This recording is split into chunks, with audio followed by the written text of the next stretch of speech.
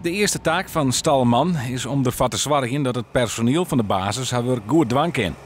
Jarenlang wie hij als piloot actief in Ljouwert en ex-squadroncommandant van 3-2-3. De baan is dus sterk. Ik heb hier jaren gewerkt en ik woon nog steeds in de buurt. Ik ken heel veel mensen hier en de sfeer staat me erg goed aan. Dus ik vind het heel fijn om hier weer terug te zijn. De Vleenbasis zit in een fase van verroring. Zo moet de F-16 de komende jaren vervangen worden door de F-34. De jongen maakt het Defensie haar klaar voor een mogelijk nieuwe missie naar Jordanië.